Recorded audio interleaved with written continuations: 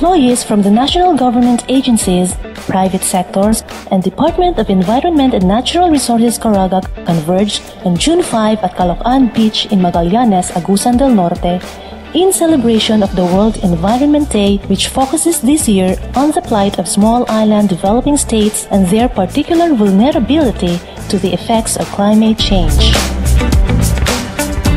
In Caraga region, the celebration kicked off with an information caravan early morning from Butuan City going to Caloocan, Magallanes and Agusan del Norte, where the Philippine Centennial Bitaog tree stands still.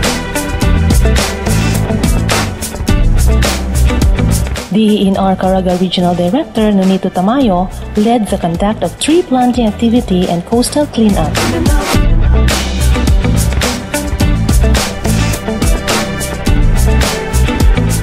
Let's consider every day as Arbor Day. Magdalin tayo ng maraming puno, National Greening Program. The World Environment Day celebration is the opportunity for everyone to realize not only the responsibility to care for the earth, but also to become agents of change. Pinapanawagan ni Secretary Pahen that we should all help in our own ways on how we can contribute towards the preservation of our planet Earth. Kaya talaga yan, no? This year's observance is anchored on the theme, Raise Your Voice, Not the Sea Level.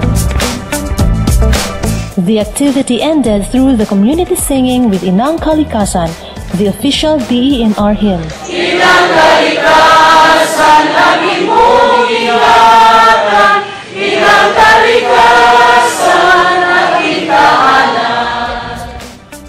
Do your share. Nagbabago na ang panahon. Panahon na para magbago. This climate change advocacy campaign is brought to you by Philippine Information Agency and Department of Environment and Natural Resources, Caraga.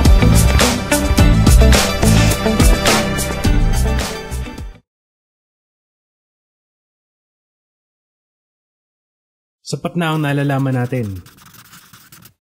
Oras na para gumawa ng desisyon.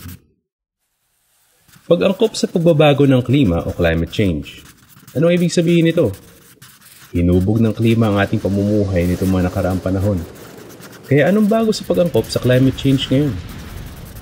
Hindi ba dapat ay pagtuunan na lang natin ang mga suliranin gaya ng edukasyon, kawalan ng magandang trabaho at pag-unlad ng ekonomiya? Matagal nang nagbabago ang klima, tama yun. Ilang beses na nagkakaroon ng matinding taglamig at tagtuyot sa kasaysayan ng mundo. Pero dahil sa walang habas na pagpapakawala ng ating mga industriya ng mga greenhouse gas, mas mabilis ang pag-init ng panahon dito sa daigdig. Kitang-kita na ang epekto ng pagbabago ng klima. Mas mabilis na natutunaw ang mga niebe, tumataas ang level ng karagatan, mapapansin ding mas dumarami na ang matinding bagyo o tagtuyot. Lahat ng mga ito ay mapaminsala sa ating kabuhayan at mga tahanan. Winawasak nito ang mga infrastruktura at nasisira ang komunikasyon at kalakalan. Naapektuhan rin ang pagbabago-bago ng klima ang mga gawain pangkaunlatan na pilit natin pinalalakas para iangat ang katayuan ng mga mahihirap at salat sa buhay. Tama mga kaibigan, nandito na ang climate change. Pabago-bago na ang panahon. Nasa ating mga kamay kung tuluyan itong lalawig sa buong mundo. Sapat na ba ang pagbawas natin sa mga carbon emissions?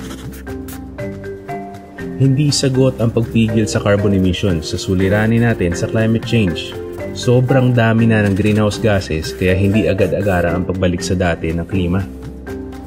Mas tamang habang pinabawasan natin ang greenhouse gases, umaangkop naman tayong lahat sa climate change.